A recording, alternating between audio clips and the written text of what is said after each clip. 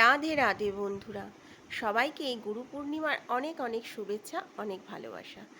তো আজকে গুরু পূর্ণিমা, তো বড়দের আমার প্রণাম নেবেন। তো আমি আমার ঠাকুর ঘরে কিভাবে কি করি আজকে সেটাই তোমাদের সাথে শেয়ার করব। যেহেতু আজকে গুরু পূর্ণিমা ছিল, তো ভাবলাম একটু আমি পুজো করি। তো অ্যাকচুয়ালি এটা আমার ঠাকুর ঘর বললে ভুল হবে, এটা আমার শাশুড়ি মায়ের ঠাকুর ঘর। এই কিছুদিন হলো এখন আমি এটাকে সামলাই, কারণ ওনার অ্যাক্সিডেন্টের পর থেকে উনি আর পারে না অতটা, এখন আমি সব করি। তো সত্যি কথা বলতে পুজোর ব্যাপারটা আমি একদমই কাঁচা, আমি কিছুই জানি না সেরকম। তো যতটা যেটুকুনি সবাইকে দেখি, আমার মাকে টুকটাক জিজ্ঞেস করে যেটুকুনি করি সেটাই আজকে তোমাদেরকে দেখালাম। তো কালকে সব আমি নিজের হাতে কিনে নিয়ে এসেছি বাজার থেকে, ফুল মিষ্টি ফল সব কিনে নিয়ে এসেছি। তো আজকে গুরু পূর্ণিমা, আজকে এত ভালো একটা দিনে পুজো করব বলে। তো এখানে সমস্ত ঠাকুর এগুলো সবই আমার শাশুড়ি মায়ের হাতে সাজানো। তো আমি সত্যি কিছু পারি না, আর এখন এই কিছুদিন ধরে টুকটাক শিখছি আস্তে আস্তে। তো আশা করছি নিশ্চয়ই পারবো। আর মন্ত্র আমি কিছু জানি না, সত্যি কথা। মন্ত্রটা যে কি, কোনো মন্ত্রই আমি জানি না। ফোনে ইউটিউব চালাই, ইউটিউবে মন্ত্র দিয়ে আমি ঠাকুর পুজো করি। তো যেটা দেখো, প্রত্যেক বৃহস্পতিবার করে আমি ঘরটাকে তুলি, মা লক্ষ্মীর ঘরটাকে। তো সেটাকে সিঁদুর দিয়ে একটা স্বস্তিক চিহ্ন আঁকি। তার যে 5 পাতা আছে সেটাতে সিঁদুরের ফোঁটা দিই।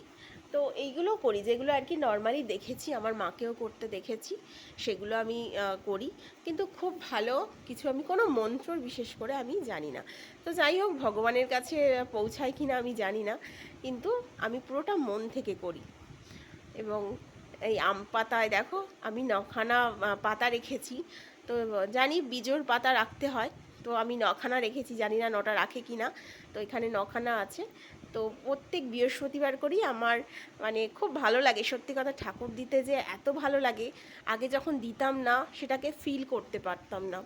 এখন ঠাকুর দিই তো বিশ্বাস করবে না, মনে হয় প্রতি বৃহস্পতিবার বলে না, রেগুলারই ঠাকুরটা না দিলে যেন একটা কি একটা কাজ করলাম না। হাজার কাজের মধ্যে সময়ের এত অভাব থাকে যে মানে হয়তো অনেকক্ষণ ধরে দিতে পারি না, কিন্তু তবুও যেটুকুনি সময় পাই, যখন পাই আমি দিয়ে আসি। ঠাকুর দিতে সত্যি আমার এখন ভীষণ ভালো লাগে। আর শ্রীকৃষ্ণকে আমি নিজের গুরু বলে মনে করি। তাই আজকে গুরু পূর্ণিমার দিন ওনার জন্য একটু ছোট্ট আয়োজন করেছিলাম ফল মিষ্টি দিয়ে। তো সেটাই ওনাকে অর্পণ করেছিলাম। আর প্রত্যেক আগে শাশুড়ি মা স্বস্তেন করতেন ঠাকুরমশাইকে ডেকে। এখন আর আমি ঠাকুরমশাইকে ডাকি না, কারণ আমি সময় করে উঠতে পারি না।